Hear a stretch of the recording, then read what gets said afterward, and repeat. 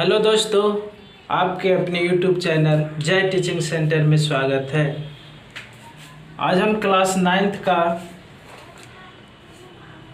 पहला चैप्टर कोशिका से 50 क्वेश्चन लेकर आया हूँ। ये सिर्फ क्लास 9th के लिए ही नहीं बल्कि और सभी कंपटीशन के लिए ही बहुत महत्वपूर्ण है, जैसे railway, SSC, Bihar SSC, Bihar police इत्यादि कंपटीशन के लिए। तो आते हैं क्वेश्चन पर। इससे पहले जो हमारी वीडियो पहली बार देख रहे हैं ज़रूर सब्सक्राइब करें और उसके साइड में जो बेल आइकन है उसे दबाना न भूलें। तो आते हैं क्वेश्चन पर। क्वेश्चन नंबर 1 क्या कह रहा है? जीवन की सबसे छोटी आधारभूत संरचनात्मक और क्रियात्मक इकाई है। यानी जीवन की सबसे छोटी आधारभूत संरचनात्मक और क्रियात्मक इकाई है, क्या है? आंसर में आपका हो जाएगा कोशिका। क्या है? कोशिका। क्वेश्चन नंबर 2, कोशिका के अध्ययन के विज्ञान को कहा जाता है। कोशिका के अध्ययन के विज्ञान को क्या कहा जाता है? साइटोलॉजी। कोशिका के अध्ययन के विज्ञान को क्या कहा जाता है? साइटोलॉजी। सबसे छोटी कोशिका किसकी है? तो सबसे छोटी कोशिका जीवाणु माइकोप्लाज्म गैली सेप्टिकमा की है। सबसे छोटी कोशिका किसकी है? जीवाणु माइकोप्लाज्म गैली सेप्टिका की। और सबसे बड़ी कोशिका किसकी होती है? सबसे बड़ी कोशिका किसकी है?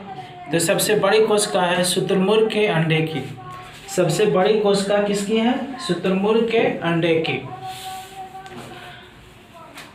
अगर पूछा जाए कि मनुष्य के शरीर की सबसे बड़ी कोशिका, मनुष्य के शरीर की सबसे बड़ी कोशिका किसकी है? तंत्रिका तंत्र की कोशिका। क्या है? तंत्रिका तंत्र की कोशिका जो है मनुष्य के शरीर की सबसे बड़ी कोशिका है। अब कोशिकाओं की संख्या निर्भर करती है। कोशिकाओं की संख्या किस पर निर्भर करती है? तो जीव के शरीर के आकार पर निर्भर करती है।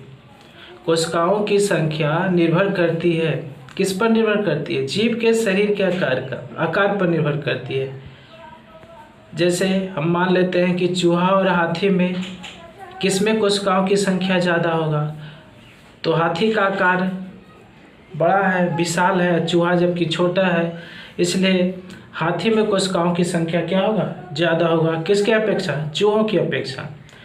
क्वेश्चन नंबर 7, किसमें कोशिकाओं की संख्या अधिक है?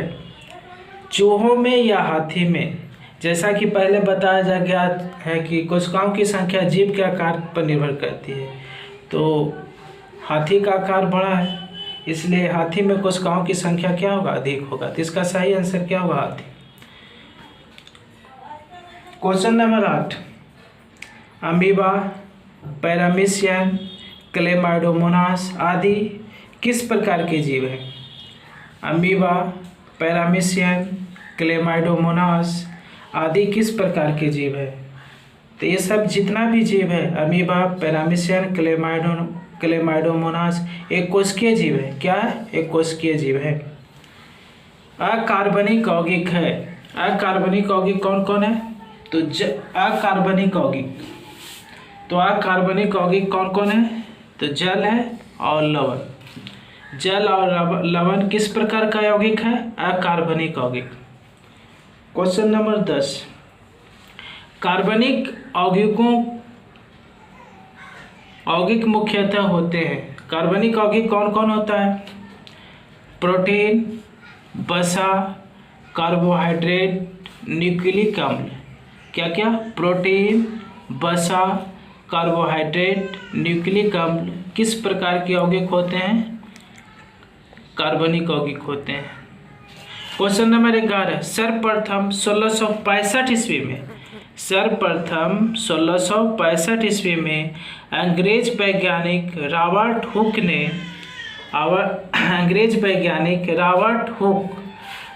हुक ने किस शब्द का प्रयोग किया था? तो तो किस शब्द का प्रयोग किया था? कोशिका या सेल। किस शब्द का प्रयोग किया था? कोशिका या सेल। 1855 ईस्वी में किसने कहा था? 1855 ईस्वी में किसने कहा था कि नई कोशिका का निर्माण पहले से मौजूद कोशिका से होता है? किसने कहा था? बिरचो। बिरचो ने कहा था कि जो नई कोशिका का शरीर में निर्माण होता है पहले से मौजूद कोशिका से होता है ना। ये किसने कहा था? बिरचो। बिरचो ने क्या किया था? कहा था कि जो नई कोशिका का निर्माण होता है, नई कोशिका का जो निर्माण होता है वो पहले से मौजूद कोशिका से होता है। यह कथन किसका था? बिरचो का। कोशिका सिद्धांत का प्रतिपादन 1838 से 1839 ईस्वी में किया था। कोशिका सिद्धांत का प्रतिपादन 1838 से 1839 ईस्वी में किया था। किसने किया था? किसने किया था? स्लाइडेन और स्वान। किसने किया था? स्लाइडेन एवं स्वान। क्वेश्चन नंबर 14, जीव द्रव का नामकरण। जीव द्रव का नामकरण कब? 1839 ईस्वी में किसने किया था? तो जीव द्रव का नामकरण 1839 में किसने किया था? पुरकिंजे। किसने किया था? पुरकिंजे। क्वेश्चन नंबर 15, 1931 ईस्वी में एम नॉल 1931 ईस्वी में एम नॉल एवं ई रस्का, कौन? दो वैज्ञानिक थे, एम नॉल एवं ई रस्का ने किसका आविष्कार किया था? क्या चीज़ का आविष्कार किया था? कब? 1931 ईस्वी में। कौन? एम नॉल एवं ई रस्का ने क्या चीज़ का आविष्कार किया था? इलेक्ट्रॉन माइक्रोस्कोप का। किसका आविष्कार किया था? इलेक्ट्रॉन माइक्रोस्कोप का। अब प्रोकैरियोटिक कोशिका में नहीं पाया जाता है। प्रोकैरियोटिक कोशिका में नहीं पाया जाता है। तो प्रोकैरियोटिक कोशिका में नहीं पाया जाता है। माइटोकॉन्ड्रिया नहीं पाया जाता है। प्रोकैरियोटिक कोशिका में mitochondria, endoplasmic reticulum, endoplasmic reticulum जिसका हिंदी होता है अंतःप्रद्रवी जालिका। तो पहला हो गया माइटोकॉन्ड्रिया, दूसरा हो गया एंडोप्लाज्मिक रेटिकुलम जिसको हिंदी में बोलते हैं अंतःप्रद्रवी जालिका, तीसरा हो गया गोल्जी का, तीसरा क्या हो गया? गोल्जी का, चौथा हो गया केंद्रक झिल्ली, पांचवा हो गया राइबोसोम, छठा हो गया लाइसोसोम, सातवां केंद्रिका, आठवां क्लोरोप्लास्ट और नौवां सेंट्रिओल। ये सब जो है प्रोकैरियोटिक कोशिका में नहीं पाया जाता है। क्वेश्चन नंबर 17, कोशिका भित्ति केवल पादप कोशिका में पाया जाता है। कोशिका भित्ति किस में पाया जाता है? केवल पादप कोशिका में जो बना होता है। कोशिका भित्ति केवल पादप कोशिका में पाया जाता है जो किसका बना होता है? यानी कोशिका भित्ति किसका बना होता है? सेलुलोज का। कोशिका भित्ति किसका बना होता है? सेलुलोज का। क्वेश्चन नंबर 18, कोशिका झिल्ली बनी होती है। कोशिका झिल्ली बनी होती है। कोशिका झिल्ली किसकी बनी होती है? लिपिड एवं प्रोटीन की। कोशिका झिल्ली किसकी बनी होती है? लिपिड और प्रोटीन की। कोशिका झिल्ली किसकी बनी होती है? लिपिड और प्रोटीन की। क्वेश्चन नंबर 19, तारककाय या सेंट्रोसोम, तारककाय या सेंट्रोसोम, यह तारककाय या सेंट्रोसोम यह केवल जंतु कोशिका में पाया जाता है। इसकी खोज किसने की थी? बोवेरी ने। तो तारककाय या सेंट्रोसोम किस में पाया जाता है? केवल जंतु कोशिका में पाया जाता है। तारककाय या सेंट्रोसोम किस कोशिका में पाया जाता है? केवल जंतु कोशिका में पाया जाता है। इसकी खोज किसने की थी? बोवेरी ने। Question number 20, अंतःप्रद्रवी जालिका।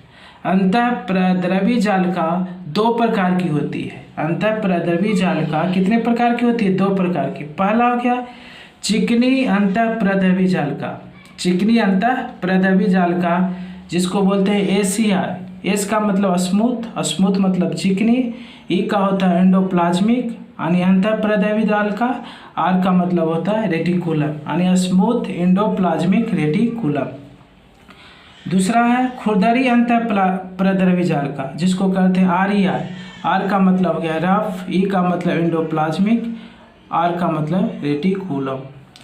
तो आर का मतलब रफ, रफ मतलब क्या होता है खुरदरी, एंडोप्लाज्मिक, अंतःप्रद्रवी जालिका, रेटिकुलम जालिका।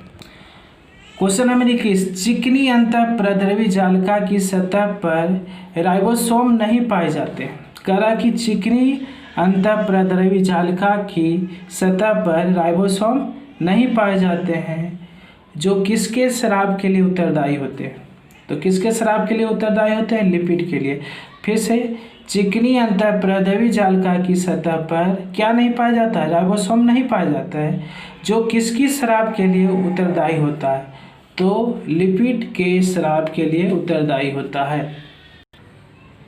क्वेश्चन नंबर 22, खुरदरी अंतःप्रद्रवी जालिका की सतह पर राइबोसोम पाए जाते हैं, जो किसके संश्लेषण के लिए उत्तरदायी होते हैं। कह कि खुरदरी अंतःप्रद्रवी जालिका की सतह पर राइबोसोम पाए जाते हैं, जो किसके संश्लेषण के लिए उत्तरदायी होते हैं। तो किसके संश्लेषण के लिए उत्तरदायी होते हैं, तो इसका सही आंसर होगा प्रोटीन। प्रोटीन के संश्लेषण के लिए उत्तरदायी होते हैं। क्वेश्चन नंबर 23, अंतःप्रद्रवी जालिका किन जीवों के लाल रक्त कणिकाओं में पाए जाते हैं। अंतःप्रद्रवी जालिका कौन, अंतःप्रद्रवी जालिका किन जीवों के लाल रक्त कणिकाओं में पाए जाते हैं। अंतःप्रद्रवी जालिका किन जीवों के लाल रक्त कणिकाओं में पाए जाते हैं, तो विषाणु, जीवाणु और नीलहरित शैवाल। अंतःप्रद्रवी जालिका किन जीवों के लाल रक्त कणिकाओं में पाए जाते हैं, तो अंतःप्रद्रवी जालिका विषाणु में, जीवाणु में और नीलहरित शैवाल की लाल रक्त कणिकाओं में पाए जाते हैं। तथा स्तनधारियों के लाल रक्त कणिकाओं में, मतलब विषाणु में भी पाया जाता है, जीवाणु में भी पाया जाता है, नीलहरित शैवाल में, और तथा स्तनधारियों के लाल रक्त कणिकाओं में यानी आरबीसी मतलब रेड, बी से ब्लड रक्त, और सी से कॉर्पुलस यानी कणिकाओं में पाए जाते हैं। क्या पाए जाते हैं, अंतःप्रद्रवी जालिका किन जीवों के लाल रक्त कणिकाओं में पाए जाते हैं, तो किस में पाया जाता है, विषाणु में पाया जाता है, जीवाणु में पाया जाता है, नीलहरित शैवाल और स्तनधारियों के लाल रक्त कणिकाओं में। क्वेश्चन नंबर 24, प्रोटीन का संश्लेषण कहाँ होता है। प्रोटीन का संश्लेषण कहाँ होता है, तो प्रोटीन का संश्लेषण राइबोसोम में होता है। प्रोटीन का संश्लेषण कहाँ होता है, राइबोसोम में। प्रोटीन का संश्लेषण कहाँ होता है, राइबोसोम में। और प्रोटीन की फैक्ट्री किसे कहा जाता है, प्रोटीन का संश्लेषण तो राइबोसोम में होता है, अब प्रोटीन की फैक्ट्री किसे कहा जाता है, तो प्रोटीन की फैक्ट्री राइबोसोम को कहा जाता है। कौन सी रचना जंतु कोशिका को वनस्पति कोशिका से विभेदित करती है। कहा कि कौन ऐसा रचना है जो जंतु कोशिका को वनस्पति कोशिका से विभेदित करती है, तो कौन करती है, सेंट्रियोल एक प्रकार की कोशिका है जो जंतु कोशिका को वनस्पति कोशिका से क्या करता है, विभेदित करता है। यदि माइटोकॉन्ड्रिया काम करना बंद कर दे, कहा कि जो माइटोकॉन्ड्रिया है काम करना बंद कर दे तो कोशिका में कौन सा कार्य नहीं हो पाएगा। माइटोकॉन्ड्रिया अगर काम करना बंद कर दे तो कोशिका में कौन सा कार्य नहीं हो पाएगा, या कौन सा मतलब क्या कर रहा है, यदि माइटोकॉन्ड्रिया काम करना बंद कर दे तो कोशिका में कौन सा कार्य नहीं हो पाएगा, तो भोजन का ऑक्सीकरण नहीं हो पाएगा। भोजन का ऑक्सीकरण नहीं हो पाएगा क्योंकि भोजन का ऑक्सीकरण कहाँ होता है, माइटोकॉन्ड्रिया में। तो माइटोकॉन्ड्रिया ही काम नहीं करेगा तो भोजन का ऑक्सीकरण नहीं हो पाएगा। क्वेश्चन नंबर 28, प्रोटीन संश्लेषण में मदद करता है। प्रोटीन संश्लेषण यानी प्रोटीन के निर्माण में कौन मदद करता है, खुरदरी अंतःप्रद्रवी जालिका। खुरदरी अंतःप्रद्रवी जालिका मदद करता है, जिसको RER बोलते हैं, रफ एंडोप्लाज्मिक रेटिकुलम। स्तनी के लाल रुधिर कण में क्या नहीं पाया जाता है? जो स्तनी है उसके लाल रुधिर कण में यानी आरबीसी में क्या नहीं पाया जाता है? तो राइबोसोम एवं अंतःप्रद्रवी जालिका नहीं पाया जाता है। क्या नहीं पाया जाता है? स्तनी के लाल रुधिर कण में क्या नहीं पाया जाता है? राइबोसोम नहीं पाया जाता है और अंतःप्रद्रवी जालिका नहीं पाया जाता है। क्वेश्चन नंबर 30, लाल रुधिर कण द्वारा नहीं होता है। लाल रुधिर कण द्वारा नहीं होता है। क्या नहीं होता? प्रोटीन का विश्लेषण। लाल रुधिर कण द्वारा क्या नहीं होता है? प्रोटीन का विश्लेषण नहीं होता है। क्वेश्चन नंबर 31, केंद्रक माइटोकॉन्ड्रिया एवं हरित लवक में पाए जाते हैं। पहला केंद्रक, दूसरा माइटोकॉन्ड्रिया, तीसरा हरित लवक में पाए जाते हैं। क्या पाए जाते हैं? डीएनए पाया जाता है। डीएनए का विस्तारित रूप होता है डी एसिड। तो डीएनए का विस्तारित रूप होता है डीएनए। तो डीएनए का विस्तारित रूप क्या होता है? डीऑक्सीराइबोस। क्या होता है? डीऑक्सीराइबोस। डी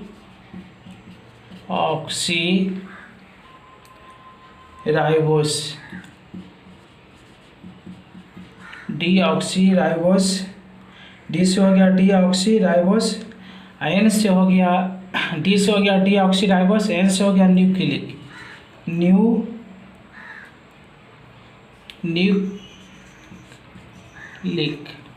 और ए से हो गया एसिड। ए से हो गया क्या चीज? एसिड। तो डीएनए का विस्तारित रूप होता है deoxyribose nucleic acid. Question number 32, कोशिकीय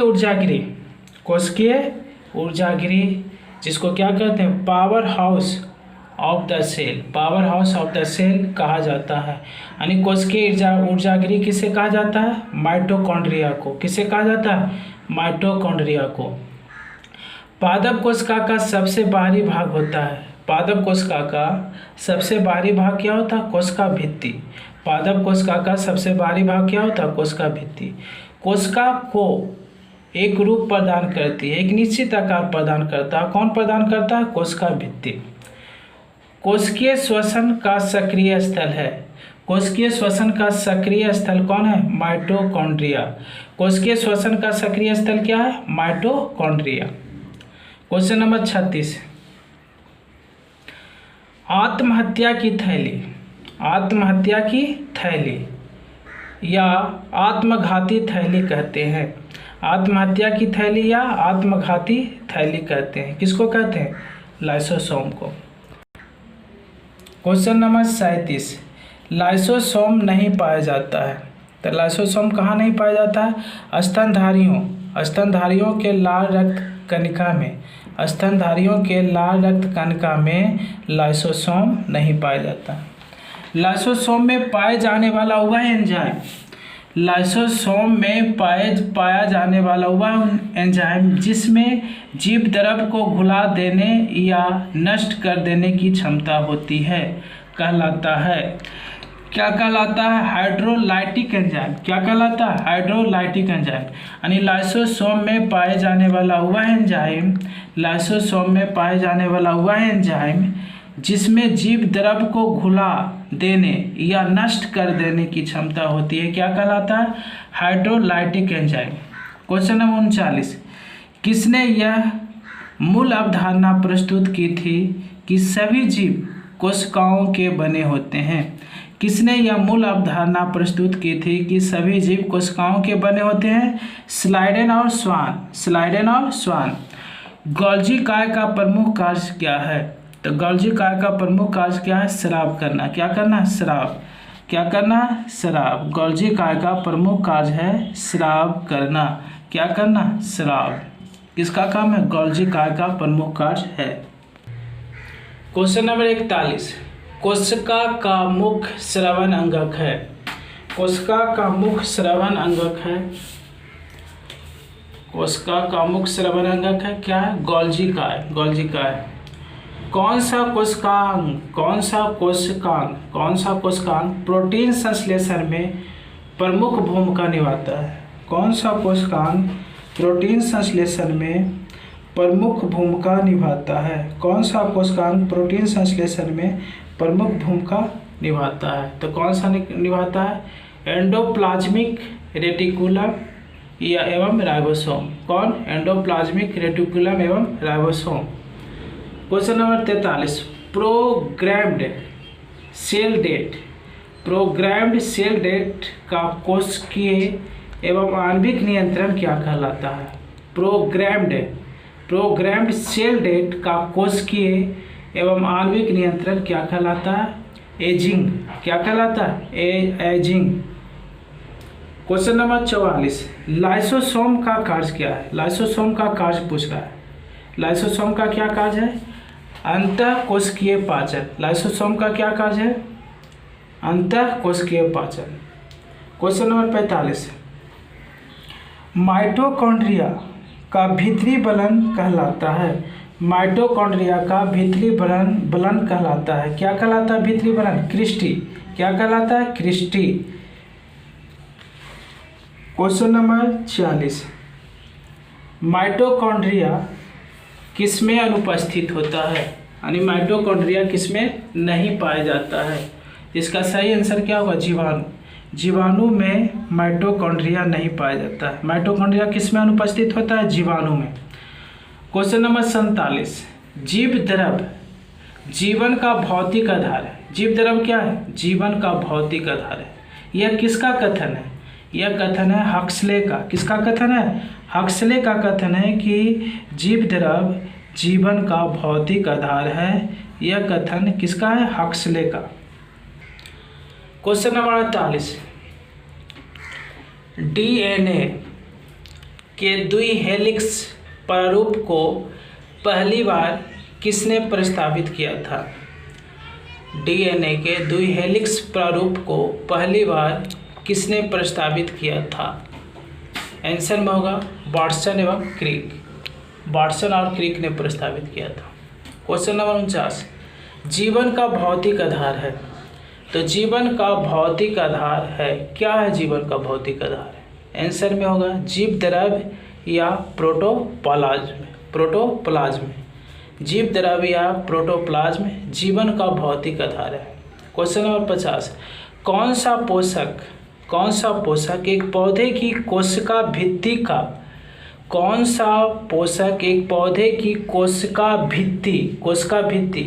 भित्ति का एक संरचनात्मक घटक है? मैग्नीज। कौन सा घटक है? कौन है? मैग्नीज। तो इसी के साथ अपना वीडियो समाप्त करते हैं और नेक्स्ट वीडियो के लिए मेरा डिस्क्रिप्शन को देखें।